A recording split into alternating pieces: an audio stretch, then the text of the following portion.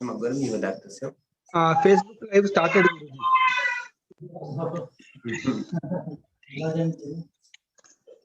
नहीं इसमें Facebook live started ना स्टार्टेड गुरुजी स्टार्टेड ओके नमस्ते स्टार्ट करता हूँ आचार्य जी मैं थोड़ा इंट्रोडक्शन देके जी जी जी अवश्य हाँ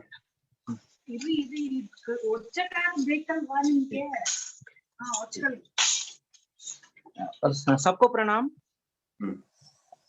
आज एक पहली बार जो है भारत में ये ऑनलाइन गुरुकुल का एक कॉन्सेप्ट जो है आचार्य जी ने एक मौका दिए थे हमें, इसको बहुत बहुत धन्यवाद। और इसको जो है सिंगापुर संपूर्ण स्वदेशी जो है सिंगापुर से ये कार्यक्रम जो ऑर्गेनाइज हो रहा है, आप सबको पता है सुभाष चंद्र बोस जी ने आजाद हिंद फौज सिंगापुर से स्टार्ट किए थे, तो भारत आजाद हुआ। और ये और एक जो है पूरा विद्या व्यवस्था तो फिर सिंगापुर से गुरु को फिर लेके आने का जो है ये स्टार्ट हो रहा है, सिंगापुर से स्टार्ट हो रहे हैं। बहुत बहुत धन्यवाद सिंगापुर शिव प्रसाद जी को, संपूर्ण स्वदेशी संस्था को और आचार्य जी जो है 5 साल से मैं जानता हूँ, आचार्य जी 10 साल से काम कर रहे हैं। एक तो गुरुकुल विद्या जो है फिर भारत में लेके आने के लिए दिन रात काम करते हैं। 12 साल से उनका ये श्रम ये परिश्रम है। 14 साल संस्कृत में विद्याभ्यास हुआ आचार्य जी का वाराणसी में। तो निस्वार्थ भाव से जो है पूरा भारत को ये ज्ञान बांट रहे। एक है मतलब भारत में ज्ञान लेने का एक विधि है। भगवान कृष्ण बोलते हैं गीता में, तद्विधि प्रणिपातेन परिप्रश्नेन सेवया उपदेक्षन्ति ते ज्ञानम ज्ञानिनः तत्वदर्शिनः। मतलब गुरु से ज्ञान सीखना है तो गुरु से ही सीखना है। तो आचार्य जी से ज्ञान सीखते वक्त एक है सेवया, एक बोलते हैं भगवान। तो एक ही सेवा आपसे हम लोग पूछ रहे हैं, वो सेवा है 10 लोगों को जोड़ना, वही गुरुदक्षिणा है। क्योंकि ये भारत विश्वगुरु बनना है तो पूरा भारत को ये ज्ञान पहुंचना है, तो एक आदमी से नहीं होगा। हम सब लोग अलग अलग जगह गड्ढा खोदने से पानी नहीं निकलेगा, और मिलके जो है एक ही जगह गड्ढा खोदने से ही पानी निकलेगा। अगर मिलना है तो एक आचार्य सेंटर में रहना है, तब भी हम लोग यूनाइट हो सकते हैं। तो ये जो है ज्ञान लेंगे, और ज्ञान का 3 प्रमाण है मेजर। एक तो प्रत्यक्ष प्रमाण, अनुमान प्रमाण और शब्द प्रमाण। और प्रत्यक्ष और अनुमान जो है मेकाले सिस्टम में ज्यादा यूज हो जाता है, और शब्द प्रमाण प्रामाणिक गुरु से श्रवण करना जो है श्रद्धा, ये जो है शब्द प्रमाण है, ये वैदिक सिस्टम है। तो आचार्य जैसे गुरु परंपरा से जो ज्ञान आता है वो हम लोग सीखना है। और इस मिशन में आप सबको जो है रिक्वेस्ट कर रहा हूँ, ये जो है एक सब्जेक्ट नहीं है। आचार्य जी जो है पूरा ज्ञान देने के लिए तैयार है, लेकिन हम लोग तैयार है क्या पूरा भारत को ये ज्ञान पहुंचाने में। बहुत बहुत आप सबको जो है रिक्वेस्ट कर रहा हूँ, तो प्लीज आप 10 लोगों को फॉरवर्ड कीजिए। कोई ज्वाइन हो ना हो वो अलग चीज है। कर्मण्येवाधिकारस्ते मा फलेषु कदाचन, रिजल्ट कृष्ण भगवान को छोड़ेंगे, लेकिन हम सब लोग एक ही जगह गड्ढा खोदेंगे। मेरा संस्था, मेरा एनजीओ नहीं है, हमारा भारत, तब हम लोग अलग होंगे। नहीं तो मेरा संस्था बोल के एक आदमी अलग जगह गड्ढा खोदेगा तो गड्ढा बनेगा, लेकिन कुआं नहीं बनेगा, पानी नहीं निकलेगा। तो मिलके काम करेंगे, मिलके भारत को विश्वगुरु बनाएंगे, और गो आधारित कृषि आयुर्वेद वापस लेके आके स्वस्थ भारत बनाएंगे। गुरुकुल एजुकेशन सिस्टम भी लेके आके हम लोग भारत को विश्वगुरु बनाएंगे। प्लीज सपोर्ट कीजिए। तो हम लोग आचार्य जी को देता हूँ, आचार्य जी प्लीज स्टार्ट कीजिए। धन्वन्तरि समारम्भां जीवकाचार्य मध्यमाम् अस्मदाचार्य पर्यन्तां वंदे गुरु परंपराम्। आज राजेश्वर राव जी के प्रयास से और स्वदेशी संपूर्ण स्वदेशी जो सिंगापुर और भारत में कार्यरत है संस्था, उनके माध्यम से अभी की शिविर का आयोजन हुआ है। तो सबसे प्रथम तो गुरुजी ने ये पूरा का पूरा एक विधि बताई पूरी, जिसमें संस्कृत, दर्शन, आयुर्वेद, पंचगव्य, कृषि, ये सब विषयों का एक उत्तम संगम स्थान है। तो उसके ऊपर हम कुछ सीखते जाएंगे नया नया। और अभी आप लोग शिविर में यहाँ पर नहीं आ सकते हैं, बहुत लोग दूर दूर बैठे हैं, तो हमने सोचा सब लोगों ने मिलकर कि क्यों ऐसा किया जाए कि एक एक विषय को हम ऑनलाइन रख दें। हमारा तो ऐसा विचार है, भाव है कि हम सीधा आपको ज्ञान देने को, मतलब जो हमारे पास जो थोड़ी बहुत ज्ञान धारा आई है उसको प्रवाहित करने के लिए हम कुछ प्रयत्न करते हैं। तो आप भी उसमें से कुछ सीखते जाए और बच्चों को सिखाने का जो ये अवसर है एक दिया, तो घर पे भी आप बच्चों को कुछ सिखा सकते हैं यहाँ से सीख कर। कोई भी प्रश्न हो तो हम रेगुलर यहाँ पर मिलते रहेंगे, आप कुछ भी प्रश्न जो इसके रिलेटेड होगा वो पूछ सकते हैं। हमारी एक संस्कृत सिखाने की एक पद्धति है विशिष्ट, जिसमें माइक्रो लेवल पर संस्कृत भाषा का विचार किया गया है। वो भाषा सिखाने के लिए मैं आपको प्रैक्टिकली भी सेशन लूंगा और किस तरह से हम बोलना सीख सकते हैं आसानी से संस्कृत में, ये भी हम देखेंगे उसमें। तो अभी हम पहले तो देखते हैं कि गुरुजी को याद किया जिन्होंने ये संस्कृत भाषा सरलता से हम तक पहुंचाई। दर्शन शास्त्र का ज्ञान, आयुर्वेद का ज्ञान, वेद का ज्ञान, उपनिषद गीता का ज्ञान ये हमको दिया और गुरुकुल शिक्षा को जिंदा रखा। आज उसे कृतज्ञता पूर्वक स्मरण करके संस्कृत भाषा जैसी भाषा हमको मिली है, जो हो सकता है कि हजारों साल पुरानी, लेकिन वो 21st सेंचुरी की वो भाषा है। वो लैंग्वेज अमृत है, मृत नहीं है। तो ये 21st सेंचुरी की लैंग्वेज किस लिए है वो हम देखेंगे, क्योंकि बच्चों को संस्कृत पढ़ाना आज अपने आत्मा के लिए नहीं, मन के लिए नहीं, लेकिन उसके शरीर के लिए, उसकी कारकिर्दी के, उसकी जो कैरियर के लिए बहुत जरूरी है।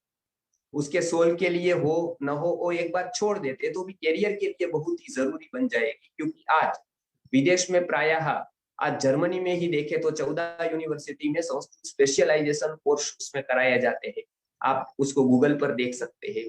बहुत सारी यूनिवर्सिटीज अभी संस्कृत को पढ़ाने लगी है। नासा वालों ने भी वहां पर संस्कृत भाषा का क्लास किया है और वो भी अविरत रूप से संस्कृत को सीख रहे हैं। तो ये हम भारतीय लोग यदि संस्कृत नहीं सीखेंगे तो भविष्य में हमको, हमारे बच्चों को कुछ, हमको ऐसा लगेगा कि हमने कुछ मिस कर दिया, हम कुछ सीख नहीं पाए। तो बाहर के जब लोग इसका महत्व बताएंगे हमको कि भाई इसका इतना महत्व है संस्कृत भाषा का, तो क्यों ना हम आज से ही शुरू करें सीखना। तो समय निकाल कर प्रैक्टिस करके आप लोग वहां पर अवश्य ही इसका जो मैं गुरु परंपरा से अध्ययन किया हूँ वो मैं बताता जाऊंगा आपको। ये विधिवत अध्ययन आपका अभी शुरू हो रहा है संस्कृत भाषा का। तो सबसे पहले आप थोड़ी बहुत उसको समझ लीजिए, भाषा का एक स्ट्रक्चर होता है। सबसे पहले हजारों हजारों साल पहले जब ग्रंथों की रचना नहीं थी, कोई भी प्रकार का कोई लेखन नहीं था, लाइब्रेरी नहीं थी, क्लास नहीं थे, यूनिवर्सिटी नहीं थी, स्कूलिंग नहीं थी, कुछ भी नहीं, तब संस्कृत भाषा का आविष्कार हुआ था भारत। जब यूरोप को ये कुछ पता नहीं था तब, और उसको इतनी सिस्टमेटिक ये भाषा की रचना हुई। पाणिनि मुनि ने इसका एक स्ट्रक्चर तैयार किया 3000 साल पहले, और इसमें उन्होंने ऐसा बताया कि उनको तप करते करते उनको कुछ ध्वनि सुनाई दी डमरू से, शंकर भगवान के, और उसके अनुसार उन्होंने 14 सूत्र बनाए। वो 14 सूत्र क्या है वो स्लाइड शेयर करूंगा, अभी दिख नहीं रहा है, तो इसके लिए वो 14 सूत्र में भी आपको बताऊंगा और किस तरह से आसानी से वो 14 सूत्र याद करके हम उसको कैसे स्वर और व्यंजन में उसको बांट सकते हैं, किस तरह से उसका प्रारूप हुआ, तो ये मैं बात करूंगा। तो पाणिनि मुनि ने इसको 3996 सूत्र में, लगभग 4000 सूत्रों में उसका गठन किया, जिसको हम पाणिनीय अष्टाध्यायी कहते हैं। संस्कृत भाषा का ये पहला व्यवस्थित रूप, जो पूरा का पूरा वेदों में तो था ही, उपनिषदों में तो था ही, लेकिन उसको सीखने की एक प्रक्रिया पाणिनि मुनि ने बताई। उससे प्रभावित होकर बर्नार्ड शॉ ने बताया, जो विदेश के एक बहुत तत्वचिंतक है, कि मानव मस्तिष्क की एक उत्तम से उत्तम रचना है पाणिनि अष्टाध्यायी। और वो अपने आप को भाग्यशाली समझते हैं क्योंकि वो उसको ऐसा साहित्य सीखने को समझने को मिला। तो जब भाषा ही दुनिया में नहीं थी, इस तरह से बोलना वो भी बाहर की प्रजा को नहीं आता था, जब तब भारत ने भाषा का भी एक विज्ञान खोज निकाला था, भाषा को भी व्यवस्थित एक रूप दिया था। वो है पाणिनीय अष्टाध्यायी, वो है व्याकरण शास्त्र।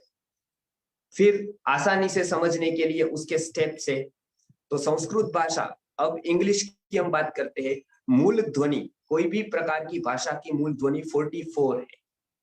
मूल ध्वनि कैसे निकलती है उसके अनुसार वो ध्वनि को निकालते हैं, तो वो एक ध्वनि होती है। और ये ध्वनि स्पेसिफिक उसके लिए एक वर्ड। तो 44 में से 42 ध्वनि ऐसी है जो बहुत महत्व की होती है, और ये संस्कृत भाषा को ध्यान में रखते हुए उसके लिए 42 वर्ड्स दिए, 42 अल्फाबेट्स दिए हैं। उसकी मैं बात अभी 42 अल्फाबेट्स की करूंगा। इंग्लिश में उसके लिए केवल 26 ही अल्फाबेट्स है, और ये 26 अल्फाबेट से वो 42 प्रकार की ध्वनि निकालनी होती है भाषा शास्त्र के अनुसार। क्या होता है उसमें कि आपको केट बोलना है तो सी का यूज करना है आपको, और कोई भी प्रकार का है जैसे कोटक महिंद्रा बोलना है तो आपको क ही बोलना है, लेकिन उससे कैसे शुरू करना होता है आपको, तो क ही बोलने के लिए के भी यूज होता है, सी भी यूज होता है। द बोलने के लिए, जैसे हम देखते हैं कि कोई कोई नॉलेज बोला तो उसमें के से शुरू किया लेकिन के साइलेंट हो गया, एन का रूप आया। तो एक के लिए हमको कट CUT आया, और कभी यू का उच्चारण पुट, तो उ के लिए भी यू का उच्चारण हुआ और अ के लिए भी हुआ। तो एक शब्द के लिए 26 ही है, तो एक शब्द से अनेक ध्वनि निकालनी पड़ती है, अनेक ध्वनि के लिए एक शब्द उपयोग कर, एक अक्षर एक अल्फाबेट उपयोग करना होता है। संस्कृत में हर एक अल्फाबेट के एक ध्वनि के लिए एक अल्फाबेट है। इसलिए संस्कृत में ऐसा कभी नहीं होगा कि स्पष्ट लिखा होगा PUT पुट, ये पता है हमको तो हम पुट बोलेंगे उसको, क्योंकि हमको पता है कि इसको पुट कहा जाता है। लेकिन कभी कभी हम कट, तो CUT कट कहेंगे, कुट नहीं कहेंगे। तो क्योंकि हम उसको कोई बताया तो पता चला, नहीं बताया तो पता नहीं चलता है। लेकिन संस्कृत में ऐसा नहीं है, संस्कृत में हरेक ध्वनि के लिए एक अल्फाबेट दिया है। ये बहुत बड़ा गहन विचार किया है। इसलिए संस्कृत भाषा कंप्यूटर से आगे आने वाली सदी है, उसमें सबसे अच्छी सॉफ्टवेयर की भाषा संस्कृत कही जाती है, क्योंकि वो ध्वनि को, जो शब्द निकालेंगे उसकी ध्वनि फिक्स होगी और उसका अर्थ फिक्स होगा। तो यही शब्द के लिए, यही अर्थ के लिए यही ध्वनि निकालेंगे। अब हम देखते हैं कि शब्द कहाँ से निकलते। तो ध्वनि का एक बहुत ही बड़ा शास्त्र ऋषि मुनियों ने अंतर खोज कर निकाला, जिन्होंने चरक संहिता लिखी। उन्होंने ही पतंजलि बनकर पातंजल महाभाष्य की रचना की, जो पाणिनीय व्याकरण के ऊपर है, और उन्होंने ही योग दर्शन की रचना की। इसलिए बताया जाता है योगेन चित्तस्य पदेन वाचाम मलम शरीरस्य च वैद्यकेन योपाकरोत्तम प्रवरम मुनीनाम पतंजलिं प्रांजलिरान्नतोस्मि। 3 दोष होते हैं मुख्यतः से, एक होते हैं वाणी के दोष, एक होते हैं चित्त के दोष, और एक होते हैं शरीर के दोष। पतंजलि मुनि ने शरीर के दोषों को दूर करने के लिए आयुर्वेद लिखा, वाणी के दोषों को दूर करने के लिए व्याकरण शास्त्र के ऊपर महाभाष्य लिखा, जिसको हम पातंजल महाभाष्य लिख कहते हैं, और चित्त के दोषों को दूर करने के लिए उन्होंने योग दर्शन की रचना की। तो जब तक व्यक्ति शरीर को स्वस्थ नहीं बनाता है, तब तक व्यक्ति का जीवन विकास नहीं होता है। ये एक पहलू है। दूसरा पहलू, जब तक वो बोलना नहीं सीखता है, मधुर वाणी, संस्कृत वाणी, शुद्ध वाणी, जब तक वो बोलना नहीं सीखता है, भाषा जब तक सीखता नहीं है, तब तक उसकी वाणी शुद्ध नहीं होती है, तब तक उसका जीवन का दूसरा पहलू स्पष्ट नहीं होता है। तो ये दूसरी बात बताई, वाणी के शुद्ध होना बहुत ही जरूरी है। तीसरी बात बताई, चित्त का शुद्ध होना जरूरी है, इसलिए योग दर्शन की भी कभी, तो हमने एक पर काम किया, स्वास्थ्य के लिए अभी हमारा वर्ग चल रहा है आयुर्वेद का। अब भाषा को सीखने के लिए, खास करके संस्कृत भाषा को सीखने के लिए, वाणी को, उच्चार को सीखने के लिए अभी शुरू हो रहा है हमारा, वो है संस्कृत का। तो आज से हम ये शुरू करेंगे सबसे पहले भाषा के स्ट्रक्चर में अल्फाबेट्स होते हैं, ये आप सबको पता है। जैसे हम ABCD सीखते, ABCD, हम क ख ग घ सीखे, ये सब कुछ सीखे। लेकिन संस्कृत में उसका दो विभाजन किया गया है, दो प्रकार दिए गए हैं। यहाँ पर आपको नहीं दिख रहा है, मैं स्लाइड में बताऊंगा। एक है व्यंजन, एक है स्वर। क्या क्या है? दो है, एक व्यंजन है और एक स्वर है। अच्छा, व्यंजन क्या है और स्वर क्या है वो हम बताते हैं। मैं बताता हूं कि व्यंजन क्या है, स्वर क्या है। जैसे हम कहते हैं क, ख, ग, घ, ये सारे व्यंजन है, ये सारे व्यंजन है। और व्यंजन कितने कितने कैसे कैसे है वो मैं बताऊंगा, व्यंजन की बात। और स्वर है, स्वर क्या है? हम कहते हैं अ, आ, ई, उ, उ, र, लृ, ए, ओ, ऐ, औ, ये जो हम कहते हैं वो स्वर। तो ये स्वर एक हो गया और ये हो गया व्यंजन। ये दो भाग है और ये दोनों भाग इंग्लिश में भी है, लेकिन परफेक्ट भाग कैसे उसको दोनों को मिलकर एक ध्वनि, एक शब्द बनता है वो हम देखते हैं आगे जाकर। लेकिन अभी आप ये सीख लीजिए। और संस्कृत का जितना आपको ज्यादा परिचय होगा उतना सूक्ष्मता से आपको आयुर्वेद पता चलेगा, दर्शन शास्त्र की समझ में आएगा, आप अच्छी तरह से सुभाषितों को, साहित्य को सूक्ष्मता से समझ सकते हैं। इसीलिए संस्कृत सीखना बहुत ही जरूरी है।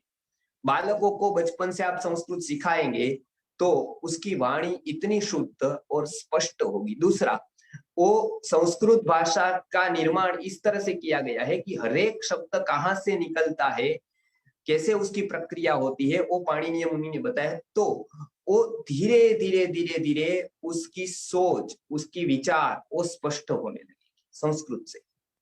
तो इसलिए संस्कृत भाषा सीखना बहुत ही जरूरी है।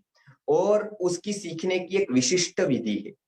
वो विधि जो गुरुवर्य ने बताई है, उनके ऊपर काम किया है, अनेक विद्यार्थियों को पढ़ाया है, तो उस विधि से मैं आपको पढ़ाऊंगा। मुझे कभी कभी दुख होता है कि जहां पर BMS के लोग आयुर्वेद कॉलेज में पढ़ने जाते हैं, वहां पर वो लोग 12th पढ़कर आते हैं, लेकिन दुख होता है कि एक भी सूत्र उसको चरक का पढ़ने के लिए नहीं आता है शुद्ध रूप से। श्लोक भी कहते हैं तो बहुत गलतियां होती है। तो इतना टाइम हम बिगाड़ते हैं, वो 2 महीने का काम है। 2-3 महीने मेहनत की तो आपको अच्छी तरह से संस्कृत भाषा आ जाएगी, बोलने के लिए, लिखने के लिए, समझने के लिए। लेकिन आपको मेहनत करनी पड़ेगी। तो मैं आपको धीरे धीरे वो बताता जाऊंगा। सबसे पहले मैं लूंगा व्यंजन और स्वर। व्यंजन क, ख, ग, घ। अब पहले, सबसे पहले इंग्लिश में A to Z तक के अल्फाबेट्स देख लीजिए। उसमें ए पहले क्यू, बीच में FGH या तो HIJKO बीच में क्यू, और एंड में XYZQ। इसका कोई लॉजिक नहीं। पहली बार जो बना दिया वो structure as it is follow हो रहा है, वो एज इट इज उसको पढ़ाया जा रहा है, लेकिन पहले AQ आया, पहले ZQ नहीं आया। इसका लॉजिक नहीं है। लेकिन संस्कृत में पहले q आया तो इसका लॉजिक है। क से क्यू शुरू हुई बात, उसका लॉजिक है। अब वो हम देखेंगे कि किस तरह से उसका है, तो आप आसानी से समझते जाएंगे कि किस तरह से हमको उच्चार करना है। खास करके पाणिनि मुनि ने बताया है पाणिनीय शिक्षा में कि कोई भी स्वर जब निकलता है यहां से, तो सबसे पहला नाभि से वायु निकलता है। आत्मबुद्ध्या समत्यर्थान मनो युंक्ते विवक्षया मनः कायाग्निमाहन्ति सप्रेरयति मारुतम मारुतस्तुरसी चंद्रम मंद्रं जनयते स्वरम। किस तरह से स्वर निकलता है उसकी अच्छी, बहुत ही अच्छी प्रक्रिया पाणिनीय शिक्षा में बताई गई। तो उसमें पाणिनि मुनि बताते हैं कि सबसे पहले जो भी हम बोलते हैं उसका विचार हमको माइक्रो लेवल, माइक्रो सेकेंड्स के पहले हमारे मन में विचार आ जाता है कि मैं क बोलूं, मैं ख बोलूं, मैं ये बोलूं, मैं क्या बोलूं, तभी तो हम बोल पाते हैं। हम कहते हैं ट्वाइस थिंक बिफोर स्पीक, लेकिन हम हर एक बार ट्वाइस थिंक कर ही लेते हैं, उसको कहने की जरूरत ही नहीं है, तो ही हम बोल सकते हैं, नहीं तो हम बोल ही नहीं सकते। तो ये प्रक्रिया कितनी सूक्ष्म है कि वहां से क निकालना है तो हमारे मन में आत्मा से बहुत बड़ी प्रक्रिया शुरू होकर उसको एक प्रारूप देती है, उसको एक व्यवस्था देती है, तब हम शब्द बोल पाते हैं। हमको ये पता नहीं चलता है किस तरह का ये सब तंत्र चल रहा है। तो ये हम आज समझेंगे। सबसे पहले नाभि से स्वर निकला, वो गले पे गया, और उसके बाद हमने बताया क। तो क कहाँ से निकला? कंठ से निकला। आप देखो बाईपास होकर सीधा वो बाहर निकलता है। इसमें होठों को दोनों को ज्वाइन होने की जरूरत नहीं है, जीभ की कोई आवश्यकता नहीं पड़ती है। क, दांत आपके गिर गए, होठ टूट गया, जीभ चली गई, आप क बोल सकते हो। क सीधा यहां से निकलेगा, क क। तो इसलिए क यहां से आया, यहां से आते आते आते सबसे पहले रास्ता ये आता है, ये यहां से निकलता है, इसलिए क का पहला स्थान। फिर आता है ख, वो भी वहीं से निकलता है, कंठ से। तो क ख ग घ, ये चार कहां से निकले? ये चार निकले गले से, कंठ से। तो कंठ से निकलते हैं, इसलिए ये लाइन इसलिए क ख ग घ की रखी। अब संस्कृत में दो प्रकार के अक्षर है, एक तो मुंह से निकलते हैं, जैसे हम उच्चारण कहाँ से करते हैं? मुंह से करते हैं। और दूसरा कहाँ से करते हैं? नाक से करते हैं। आपको पता है नाक से भी कोई बोलता है। कोई कोई लोगों को ऐसा रोग होता है, आयुर्वेद में एक प्रकार का रोग है, जो शुद्ध उच्चार नहीं कर पाता है, वो कोई कोई नाक से बोलता है। लेकिन कोई वर्ड नेचुरली नाक से बोले जाते हैं, यहां से बोले, यहां से ध्वनि निकलती। जैसे हमने बोला नंदन, तो न हम यहां से बोलना चाहिए, वो शुद्ध होता है। मुंह से बोलना, मुंह से ही बोलना वो अशुद्ध होता है। नाक से ध्वनि निकलनी चाहिए, नंदन ऐसा कह के। तो ये हम देखेंगे कि मुंह से और नाक से वायु निकले, ऐसे कोई अक्षर है, वो कौन से है? तो ऐसे 5 तो मुख्यता से संस्कृत में बताए। एक ग है, वो ग को किस तरह से लिखते हैं वो मैं बताऊंगा। ड की तरह लिखते हैं, वो मैं स्लाइड शेयर करूंगा तो आपको दिखाऊंगा कि उसको ग कहते हैं, य कहते हैं, न, ण और म। तो ये पांचों पांच हम देख लेंगे। पहले आप देखिए क ख ग घ, और 5वां हुआ ङ। ग भी निकला यहां से, लेकिन यहां तक आते आते दो रास्ते से वो निकला, ये रास्ते से और ये रास्ते से। यहां से भी निकला, यहां से भी निकला। वो 5वां अक्षर है, वो ड की तरह लिखा जाता है। वो आपको संस्कृत की जो भी मैं शेयर करूंगा, पुस्तक शेयर करूंगा, उसमें आपको मिल जाएगा। पीडीएफ में शेयर कर देता हूँ, राजेश्वर राव जी को मैं कर देता हूँ, राजेश्वर राव जी सबको शेयर कर देंगे, अमित भाई सबको शेयर कर देंगे। ठीक है, क ख ग घ ग, ये 5 यहां से निकले। फिर आप थोड़ा अंदर सोचो, अब क्या च? च बोलते वक्त आपकी जीभ कहाँ लग रही? च छ झ ज य। तो ये च बोले तो कहाँ जीभ लगी? तो आपकी तालू के ऊपर जीभ लगी। आप देखो च, च के ऊपर, तो आपको यहां से कुछ नहीं हुआ, जीभ से तालू को लगाया। तो 5 हमने देखे, वो कंठ से निकलते थे, इसलिए उसको कंठ्य कहा जाता था। क्या कहा जाता था? कंठ्य, क्योंकि वो कहां से निकले? फर्स्ट प्लेस से, पहले स्थान से निकले, इसलिए उसको कंठ्य कहा गया। दूसरा है तालव्य, च छ ज ज य, वो है तालु से निकले, तो उसको बताया गया तालव्य। सिंपल, तालव्य पता चल गया आपको। च छ ज ज य, आपको जो भी पता ना चले वो आप लिख लीजिए। आपको धीरे धीरे अगली बार मैं अच्छी तरह से उसको लेकर बैठूंगा तो पता चल जाएगा आपको। मैं स्लाइड शेयर करूंगा और यहाँ पर मैं आपको बताता जाऊंगा। तीसरा है, वो है, अभी मैं बताऊंगा, च छ झ झ ञ, ये है, क्या हुआ? ये हुआ तालव्य। आगे हम जाएंगे तो ट ठ ड ढ ण। आप देखो जीभ ऊपर जा रही है आपके बोलने के टाइम पर। ट ठ ड ढ ण, ये कंफर्ट नहीं होता है बोलने के लिए, क्योंकि वो जीभ ऊपर जा रही है। आप देखो ऊपर का भाग, ऊपर के भाग को संस्कृत में मूर्धा कहते हैं। क्या कहते हैं? मूर्धा। ऊपर के भाग को, नीचे के भाग को तालु कहते हैं, ऊपर के भाग को मूर्धा कहते हैं। वहां से जो अक्षर निकलते हैं उसको मूर्धन्य कहते हैं। उसको क्या कहते हैं? मूर्धन्य। तो ट ठ ड ढ ण ये मूर्धन्य अक्षर है।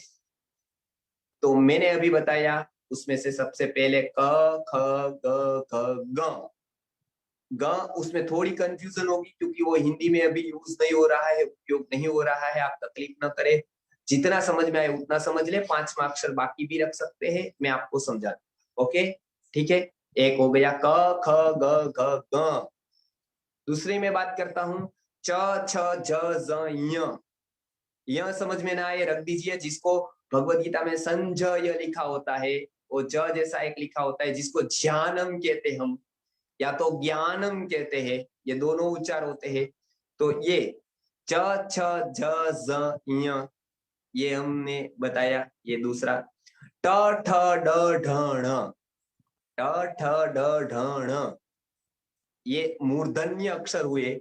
ये क्यों हुए वो हमको अभी पता चला, क्योंकि वहां जीभ जाकर उसका उच्चार हो रहा है, इसलिए उसका ये लाइन है, इसलिए उसको ये लाइन पे रखा गया है। ट ठ ड ढ ण आप समझ गए। अब सिंपल ये 15 अक्षर कहां से निकले वो हमने देखा। पहले कंठ से निकले तो कंठ्य कहा, दूसरा तालु से निकले तो तालव्य कहा, तीसरा मूर्धा से निकले तो मूर्धन्य कहा, चौथा त थ द ध न।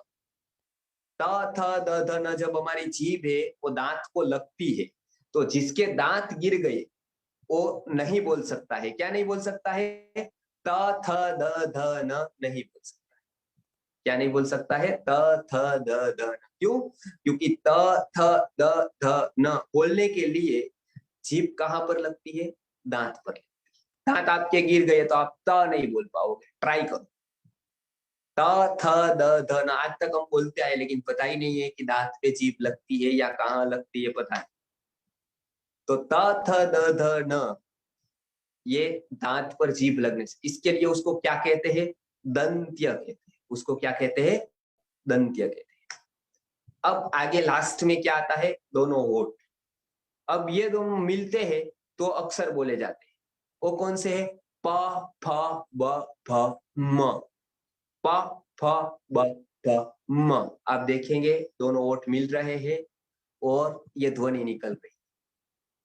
आपने देखा हो पहले के काल पे ऐसी शरत लगाई जाती थी, शास्त्रार्थ होता था तब, कि प फ ब भ म बोलना नहीं है और श्लोक रचना है। बोलना है, प फ ब भ म नहीं बोलना है।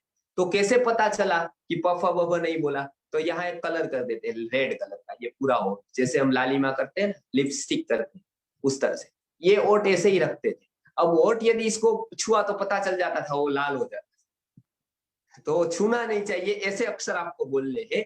तो इस तरह से कंट्रोल करते थे कि आप कितना अपनी भाषा शब्दों पर कंट्रोल कर सकते हैं।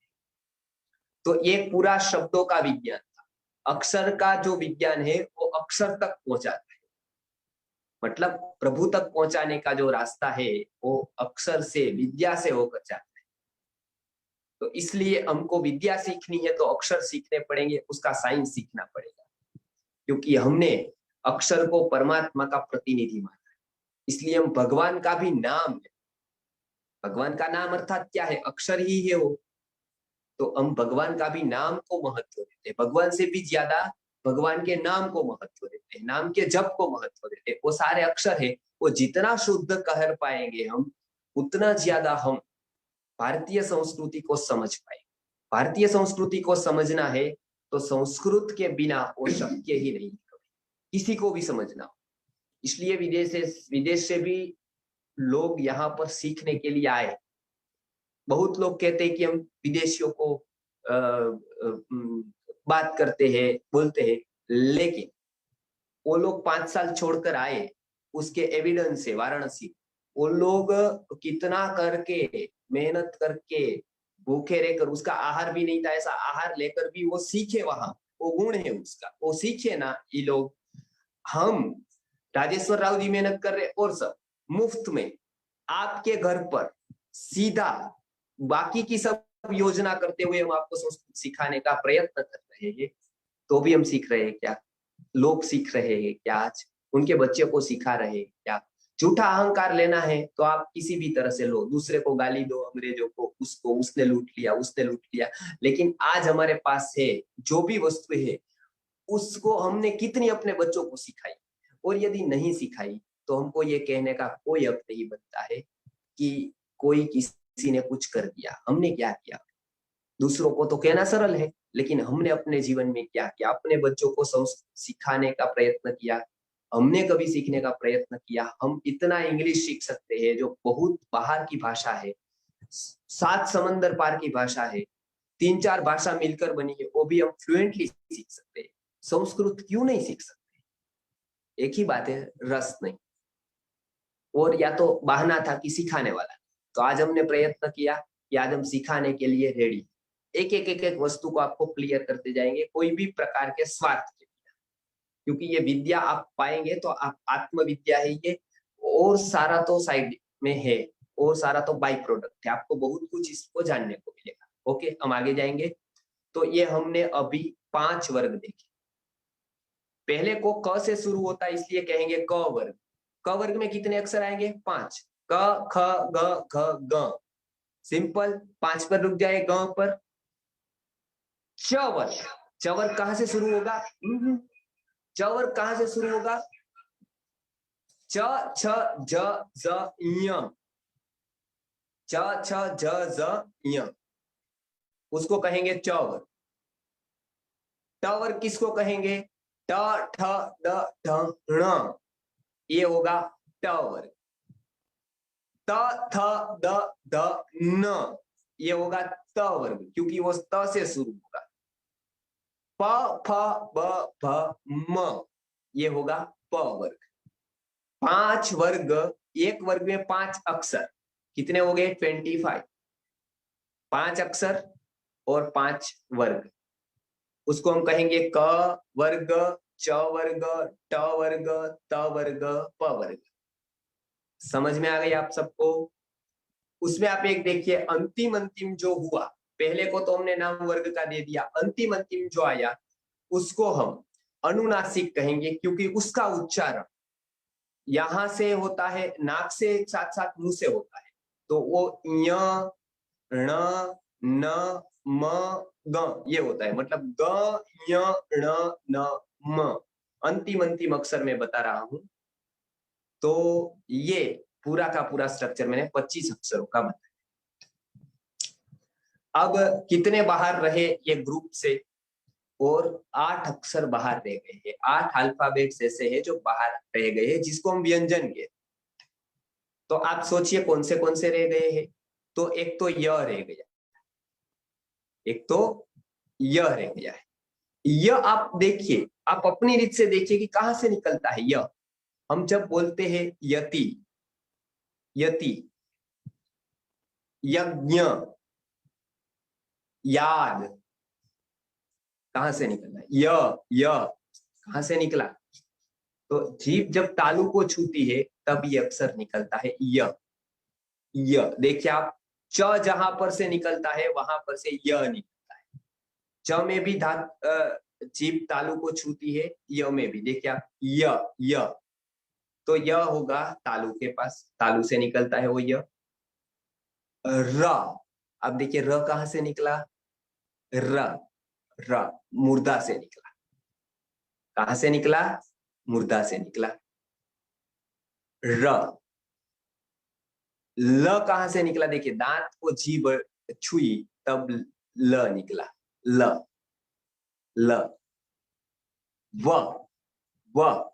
व कहां से निकला? दोनों होठ छुए तब निकला। य, र, ल। सिंपल है। य को तालु में लिखे, य, र को मुर्दा में लिखे, ल को दंत्य में लिखे, व को ओष्ठ में लिखे, ओष्ठ्य में। तो य, र, ल, व। सिंपल, समझ में आ गया सबको? ओके, ये 4 हो गया, और 4 बचे। वो है स। तो हम लोग तीनों स का उच्चारण एक ही तरह का करते हैं, लेकिन तीनों स जैसे लिखने में अलग अलग है, वैसे बोलने में भी अलग अलग। तो सबसे पहला जो श है वो हम देखेंगे जिसको हम जीरो की तरह गोल गोल घुमा कर लिखते हैं उसको श के तालू पर जीभ लगती है तब वो श निकलता है। सिंपल। च कहां पर आप बोलते हैं? च बोलने के वक्त समय पर आपकी जीभ कहां लगती है वो देखिए आप अंदर। च च तो वहीं पर जीभ लगाकर आप श कहेंगे। वो श कौन सा है? वो स तालू से निकलने वाला है, इसलिए उसको तालव्य कहते हैं। श। आप धीरे धीरे प्रैक्टिस करिए, आपको समझ में आ जाएगा। थोड़ी देर आप देखिए कि कहां से निकल रही है ध्वनि, कहां से आ रही है, और इसके बहुत ही उपयोग है। आप थोड़ा सोचते जाएंगे कि ये कहां से निकल रहे तो आपको पता चल जाएगा। तो ये श अर्थात तालव्य श, ये समझ गए आप? समझ में आ गया आपको? श श अर्थात जीभ तालू को लगी।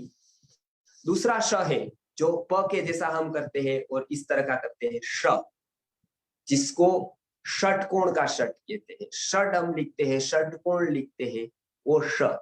तो वो कहां से निकलता है आप देखिए, श अर्थात जीभ बहुत ऊपर जाती है, अर्थात मूर्धा में जाती है। हम उच्चारण के स्थानों का नाम भी आप याद रखेंगे आज। इसको कंठ कहते हैं, और यहाँ पर जहां पर दांतों का पीछे का भाग है उसको तालू कहते हैं, उसके ऊपर का भाग है उसको मूर्धा कहते हैं, इसको ओष्ठ कहते हैं, मतलब होठ कहते हैं जो हिंदी में हम कहते हैं, और इसको नासिका। तो यहां से निकलने वाले अक्षरों को ओ नाम हम देते हैं। जैसे यहां से निकलने वाले को कंठ्य कहा, तालू से निकलने वाले को तालव्य कहा, मूर्धा से निकलने वाले को मूर्धन्य कहा, दांतों से दांत को जीभ छुई तो जो निकले उसको दंत्य कहा, और दोनों होठ मिले और जो निकला उसको औष्ठ्य कहा। आपको आसानी से समझ में आ जाएगा। मैं शेयर उसकी स्क्रीन करता हूं तो आप उसको आसानी से समझ सकते हैं। मैंने समझा दिया इस तरह। आगे हम जाएंगे। तो श की बात हो रही थी। एक श है तालव्य, एक श है मूर्धन्य, अर्थात जो प के जैसा हम लिखते हैं षटकोण वाला, वो मूर्धा से निकल रहा है श, इसलिए उसमें थोड़ा अनकंफर्ट महसूस करते हैं बोलने के टाइम पर, यदि सही बोले तो। श, देखो कितना प्रयत्न करना पड़ा। और एक इजी स, तो क्या हुआ, जीभ कहां छुई? दांतों को, दांतों को छुई और बोला गया स, तो हम उसको स कहते हैं। जो हम ज्यादातर उपयोग शांति शांति शांति शांति शांति शांति में करते हैं, वो श तालव्य वाला श है, वो तालू से बोला जाता है। षटकोण वाला श है, वो मूर्धा से बोला जाता है। और स, जिसको हम सनम कहते हैं जो उर्दू में है, लेकिन संस्कृत जिसको हम संगम कहते हैं, संगम, उसमें जो स का उपयोग होता है वो है वो तालव्य स। वो यहाँ से, और दंत्य स है, वो दांत से जीभ लगती है ज्यादातर। तो ये आसान होने से ये एकदम सीधा ही बोलते हैं स स स, लेकिन ये तीनों स में फर्क है। और चौथा और अंतिम व्यंजन है वो है ह। ह कहां से निकला? यहां से निकला, गले से निकला, कंठ से निकला, ह। तो हमने 33 व्यंजन आज सीखे। मैं फिर से दोहराता हूं, वो क ख ग ख ग, ये 5 क वर्ग क से शुरू हुआ। ये 5 की लाइन आप एक कर दीजिए इस तरह से, जो इसमें लिखी है, अभी दिख नहीं रही है, स्लाइड में लिख लीजिए। दूसरा है च वर्ग, च छ ज स ञ, ये 5 च वर्ग हो गया। ट ठ ड ढ ण, ये ट वर्ग हो गया। त थ द थ न, ये त वर्ग हो गया। प फ ब भ म, ये प वर्ग हो गया। य र ल प, ये 4 व्यंजन हो गए। स श श और ह, ये 4 और व्यंजन मिलकर हुए 25 और 4 और 4, 25 और 4 29 और 4 33, 33। ये 33 जो मैंने अक्षर बताए उसको कहते हैं व्यंजन। उसको क्या कहते हैं? व्यंजन। नहीं समझ में आया तो मैं एक बुक की पीडीएफ शेयर करता हूं जो राष्ट्रीय संस्कृत संस्थान से छपी है, उसमें ऐसी सारी डिटेल दी गई है। मैं स्क्रीन भी शेयर करूंगा। आप प्रयत्न करें, बहुत इजी है, क्योंकि आपको हिंदी आती है, कोई भी भारतीय भाषा आती है तो ये समझना बिल्कुल आसान है। बस इसके पीछे का आपको कारण समझ लेना है। और जो हमारी स्कूल में पढ़ाया नहीं जाता है कि अक्षर कैसे निकलता है, वो किस तरह से वो क्रम में आया, बस वो मैं विशेष माहिती अभी देता हूँ। तो ये एक हमने देखा कि ये पूरे व्यंजन 33 व्यंजन हो गए। अब बात करते हैं स्वर। स्वर अ, आ, ई ऐसे हम अभी कहते हैं। उसमें संस्कृत में उच्चारण के समय को निर्धारण किया है। आप इतना पेज कितनी समय में बोल सकते हैं, ये पूरा का पूरा डिसाइड हो सकता है, क्योंकि हर एक अक्षर को बोलने का एक टाइम और उसी टाइम पर बोलना है, मतलब उसी समय पर बोल देना है। वो ओरिजिनली बोलेंगे तो उतना ही टाइम लगता है। तो संस्कृत में उसको एक मात्र, द्विमात्र, त्रिमात्र ऐसा उच्चारण का बताया है समय। देखते हैं हम किस तरह से आपको तुरंत समझ में आ जाएगा। एक मात्रिक उच्चार, द्विमात्रिक उच्चार, तीन मात्रिक उच्चार। एक मात्रिक उच्चार जैसे मैंने बताया अ, आप समझ गए अ, तो मैंने एक मात्रिक किया। अब मैंने थोड़ा उसको एक्सपांड किया, थोड़ा बढ़ाया उसको, क्या बताया आ, अ, आ, तो ये दो मात्रिक किया अ प्लस अ, और जितना बड़ा हुआ वो हो गया आ। मैं ये बोलूंगा उतनी देर में ही मैं आ बोलूंगा। तो एक मात्रिक उच्चार अ का था, दो मात्रिक उच्चार आ का हुआ। अ, आ, तो अ का एक मात्रिक, आ का दो मात्रिक। एक मात्रिक उच्चार को हम कहेंगे ह्रस्व। क्या कहेंगे? ह्रस्व। और दो मात्रिक उच्चार को हम क्या कहेंगे? दीर्घ। क्या कहेंगे? दीर्घ। हम जैसे जनरल हिंदी में क्या करते हैं, छोटी ई, बड़ी ई ऐसा बोलते हैं। यहाँ छोटी ई है, ऐसा अलग से बोलना नहीं पड़ता है, पता चल जाता है। जैसे हम नदी नहीं कहते, नदी, दी दीर्घ कहते हैं उसमें। और मति, बुद्धि, उसमें हम छोटी बोलते हैं। क्यों? उसको उच्चारण हम एक मात्रिक का करते हैं और उसमें हम दो मात्रिक थोड़ा खींच कर करते हैं, लंबा करते हैं, तो वो होता है दीर्घ, जिसको दीर्घ कहते हैं या बड़ी कहते हैं। लौकिक भाषा में, हिंदी भाषा में बड़ी कहते हैं उसको।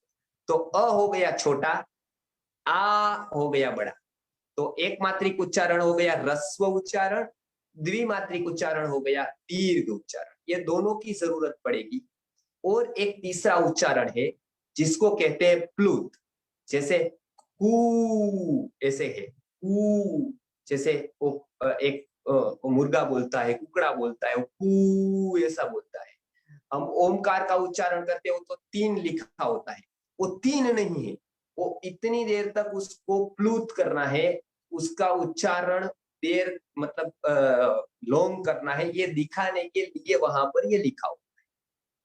जब आपको देखेंगे ओम लिखा है तो ये तीन जैसा लिखा होगा, वो ये इसके लिए वो लिखा होगा। तो ह्रस्व एक मात्रिक, दीर्घ दो मात्रिक, और प्लुत अर्थात थोड़ा और लंबा तीन मात्रिक उच्चारण। ऐसे तीन प्रकार के उच्चारण है। दो प्रकार के फेमस है, वो मैं दो प्रकार के बताऊंगा, ह्रस्व दीर्घ।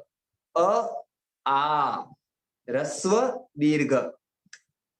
ई, ई, आप समझ गए? उ, ऊ,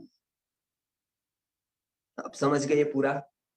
ये तीनों की प्रैक्टिस करिए। अ, आ, ई अर्थात बुद्धि, नदी, बुद्धि में हमने छोटी ई रखी और नदी दीर्घ ई रखी। आप समझ गए?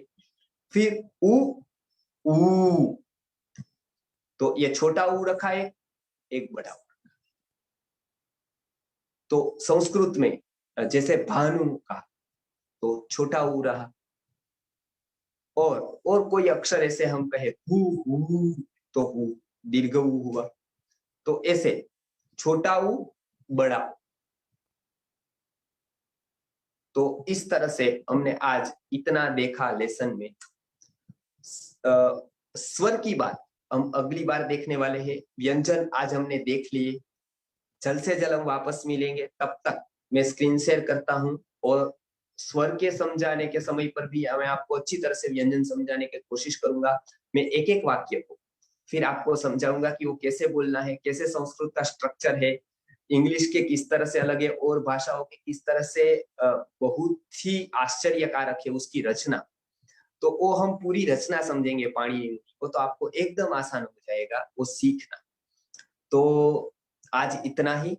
अभी आप कोई भी प्रश्न है इसमें वो कर सकते हैं, अगले हम जल्द से जल्द मिलेंगे। जी, तो अभी कोई प्रश्न है तो आप पूछिए। जी आचार्य जी बहुत बहुत धन्यवाद। जी आप जो है ज्ञान को जैसे ग्राइंडर में रख के जूस बना के पिलाते हैं ना, वैसे पिलाए सब लोगों को। बहुत नसीब नसीब वाले हैं हम लोग। तो एक विनती है, एक ही गुरु दक्षिणा है, ये सेशन जो है पूरा भारत देखना है आइडियली। तो एक दिन में भारत विश्व गुरु बनेगी, इसी को बोलते हैं आचार्य जी एक ही जगह गड्ढा खोदना। तो जी प्लीज आप जो है सबको फॉरवर्ड कीजिए जितना हो सकता है। आपका क्लासमेट्स बच्चे लोग देख रहे हैं छोटे छोटे, आप अपना क्लासमेट्स को जोड़िए, और जी बड़े लोग देख रहे हैं। तो ये उम्र का ये नहीं है, ये हम सब लोग ये भी सीखेंगे, उसके बाद आयुर्वेद भी सीखेंगे आचार्य जी।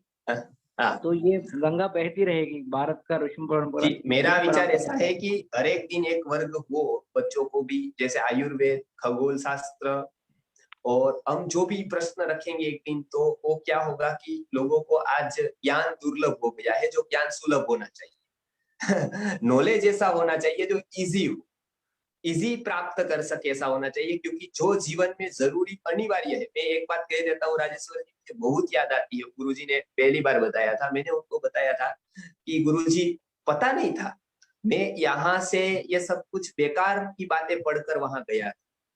तो 8वीं क्लास तक पढ़ा था मैं भी मैं कॉलेज सिस्टम में। तो मैं वहां पर गया था, 8वीं 9वीं क्लास में था तब। तो मैंने कहा कि गुरुजी आपका फीस क्या है? तो गुरुजी ने बताया, देखो फीस इसकी होती है, इंफॉर्मेशन की फीस होती है। मैं कोई इंफॉर्मेशन दूंगा आपको तो उसकी फीस होगी, क्योंकि इंफॉर्मेशन आपको ऑप्शनल होती है। ऑप्शनल समझते हैं ना, कि लो तो भी चलेगा, नहीं लो तो भी चलेगा। आप ऑप्शनल होती है, उसकी फीस होती है, उसको आप सीख भी सकते हैं, और नहीं लिया तो भी चलेगा, लिया तो भी चलेगा। जो भी बातें कुदरत ने अनिवार्य रखी, कंपलसरी रखी, उसकी कोई फीस नहीं रखी। आप देखो, सूर्य अनिवार्य है, सूर्य के बिना आप जी सकते हैं? नहीं जी सकते। सूर्य की कोई फी है? नहीं है। और रखी होती तो आधे लोग मर जाते, क्योंकि आधे लोग चुका नहीं पाते उसको। पवन है, वो कितना जरूरी है, ऑक्सीजन, लेकिन ऑक्सीजन की कोई फीस है? थोड़ा हमने रखा तो पता चल गया कितने लोग ऑक्सीजन के बिना मर गए, क्योंकि ऑक्सीजन का पैसा चुकाना पड़ता था। तो वो मर गए। अभी हमने देखा ऑक्सीजन की क्राइसिस के वक्त।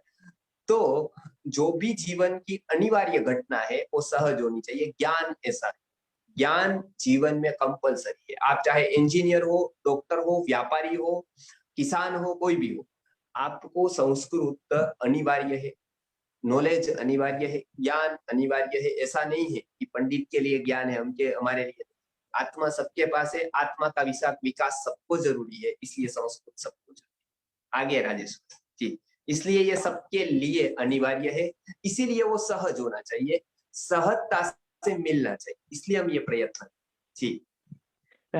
आचार्य जी ये तो लोग और एक दो बार सुनना है ये सेशन, उसके बाद ही क्वेश्चंस नेक्स्ट इसमें लेंगे। लेकिन उनको जो है कुछ अनाउंसमेंट कर देंगे। जी एक तो है, हमसे हमारा ग्रुप में जुड़ने के लिए मेरे नंबर पे व्हाट्सएप कीजिए 9449596039 राजेश्वर राव। और और एक चीज है, नेक्स्ट सेशन जो है आचार्य जी जो है अभी अनाउंस करेंगे, कब लेंगे।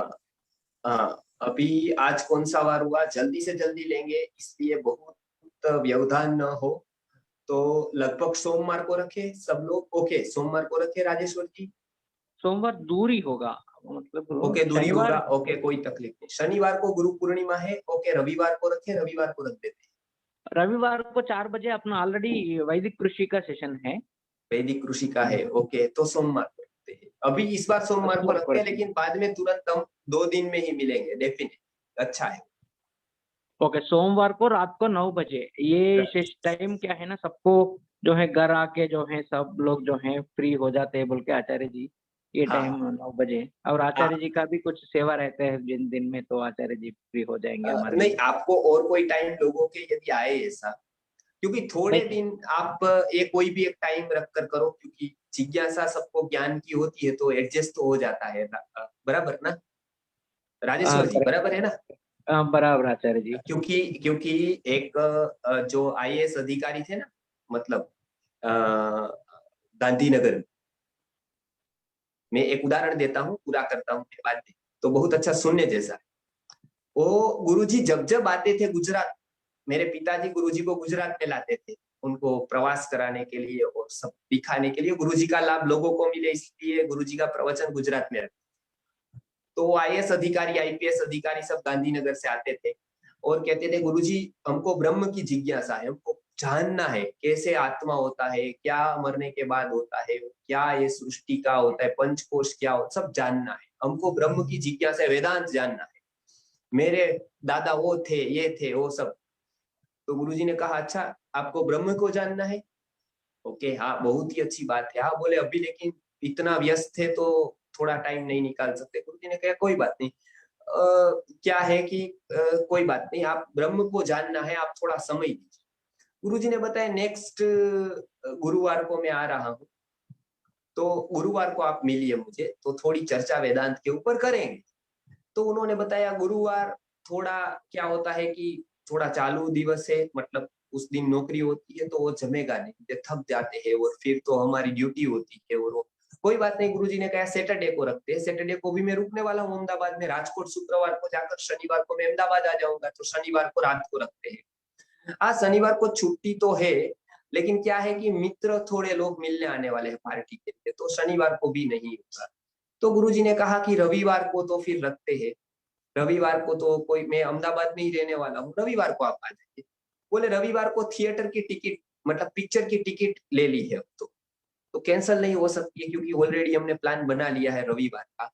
तो गुरुजी ने कहा कि ठीक है चलिए कोई बात नहीं। बुधवार को ऐसे एक छुट्टी आ रही थी, कोई 15 अगस्त वगैरह था, तो बोले कि चातुर्मास में, तो बोले 15 अगस्त अभी रवि बुधवार को आ रही है, अच्छा उस दिन, तो बोले नहीं उस दिन तो हमने पार्टी का एक प्रोग्राम बाहर जाने का।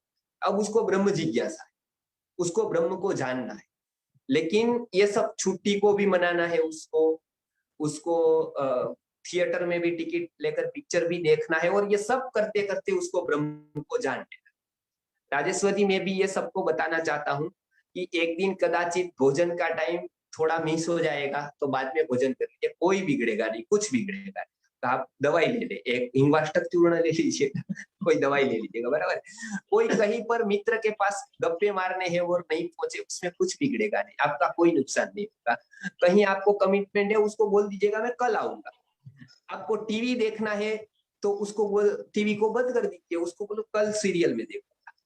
तो ये कोई अनिवार्य नहीं है, जो आप यदि ज्ञान को पाना है तो बहुत कुछ छोड़ना पड़ेगा। ये तो एक छोटी सी बात है छोड़नी। जी राजेश्वर जी आगे बढ़ाइए। जी यस जी, जी अब आज और भी अनाउंसमेंट ही करेंगे क्योंकि बहुत लोगों जी को अभी हाँ, एक ग्रुप फुल हो गई है, व्हाट्सएप ग्रुप, दूसरा ग्रुप चालू किए हैं, तो सिर्फ ओके मेरा नंबर पर व्हाट्सएप कीजिए और हाँ मैं आपको ग्रुप में ऐड करूंगा, दूसरा ग्रुप भी बढ़ रहे हाँ तो हाँ। वो अ, एक है। राजेश्वर जी मैं आपको वो पीडीएफ भेजता हूँ, वो पीडीएफ आप सबको पढ़ने के लिए भेज दीजिए।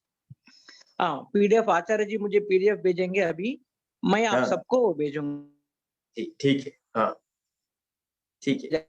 ग्रुप में जुड़ना है तो हाँ 9449596039 वो हाँ राजेश मेरे नंबर पर जस्ट व्हाट्सएप कीजिए, मैं जोड़ता हूँ। दूसरा हाँ दूसरा ग्रुप चालू हो गया है, ये ग्रुप फुल हो गया है अभी तो। अच्छा और और जो है हाँ आपको ये रिकॉर्डिंग जो है अभी हम लोग ये ज्ञान नॉट ओनली फ्री और इजीली भी देते हैं, मतलब फ्री में देने के लिए भी फॉर्म भरना पड़ता है बहुत जगह, ये फॉर्म भी भरना नहीं है।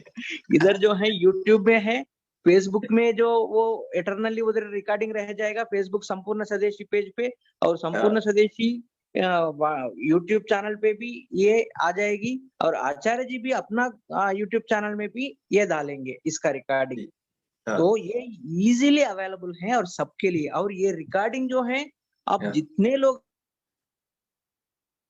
जी है। और क्योंकि मेघालय एजुकेशन सिस्टम हमें देना नहीं सिखाया, सिर्फ लेना सिखाया।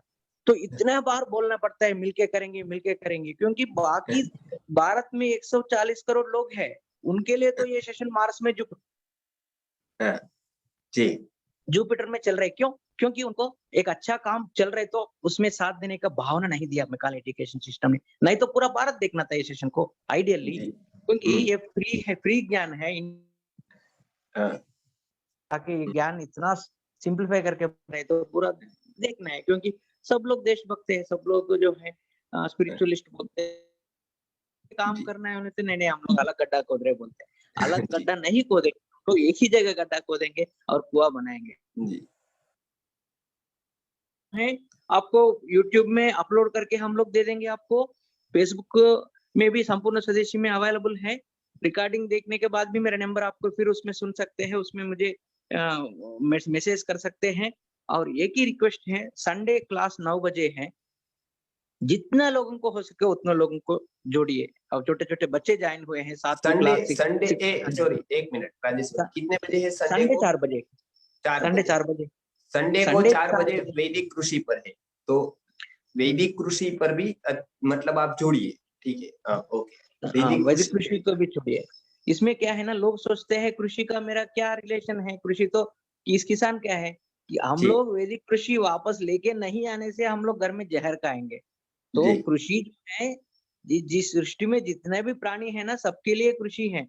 हम्म पूरा सृष्टि को अन्न मिलेगा जो हम्म जैविक गो आधारित कृषि करने से, नहीं तो जहर खा के अब इतना हॉस्पिटल्स बढ़ रहे हैं, इतना जो है घर घर में बीमारियां बढ़ रहे हैं, क्योंकि हम लोग जहर खा रहे हैं। तो कृषि को हम लोग जो है, मेरा कृषि का कुछ संबंध नहीं है, ये मोस्ट इग्नोरेंट पोजीशन है।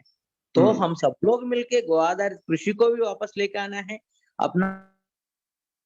फिर जो है सोना बनाना है, वो हम्म सुजलाम सुफलाम और सस्य श्यामलाम बोलते हैं ना, वो फिर भारत का जो है वो फिर जो है वो लेके आना है। हम्म और गाय को भी बचाना है। गो आधारित कृषि वापस आने से गाय कसाई को नहीं जाएगी। तो ये सब बहुत सिंपल है, एक दिन का काम है। सब लोग एक जगह गड्ढा खोदने से एक दिन का काम है, नहीं तो कभी नहीं होगा। तो मैं करेंगे। और जो है आपको ग्रुप में जुड़िए, ज्यादा से ज्यादा लोगों को जोड़िए। नेक्स्ट सेशन में, नेक्स्ट संडे जो है 4 बजे वैदिक कृषि का आचार्य जी का सेशन है। सेम लिंक, हम लोग लिंक चेंज नहीं करते। एक ब्यूटी क्या है ना, ये एक सेम लिंक है, जूम लिंक। आप क्लिक करना है, पासवर्ड भी नहीं रहता है। और फेसबुक में भी स्टार्ट होता है, और बाद में रिकॉर्डिंग के लिए भी हमारा यूट्यूब में अवेलेबल है। तो हमारे साथ जुड़िए और मिलके जो है फिर भारत को हम लोग विश्वगुरु बनाएंगे। क्या है, कितना छोटा जीवन है, क्या स्वार्थ है, मिलके जो हाँ, है हम लोग मिलके करेंगे और भारत को। आचार्य जी, तो सब अनाउंसमेंट हो गया। ओके 10 गया। ठीक है बहुत बहुत धन्यवाद आचार्य जी आपको। ठीक और ठीक संपूर्ण स्वदेशी शिव प्रसाद जी को भी बहुत बहुत धन्यवाद। उधर रह के इतना बिजी है, फिर भी जो है ये टाइम देते हैं। और ठीक आयुर्वेद को घर घर पहुंचाना है, और जहर मुक्त अन्न भारत, पूरा भारत को खिलाना है, और गाय को भी बचाना है, धर्म को भी बचाना है। बहुत सारा काम है, मिलके करेंगे। और बहुत बहुत धन्यवाद आचार्य जी। शिव प्रसाद जी, चलो नमस्ते आप धन्यवाद।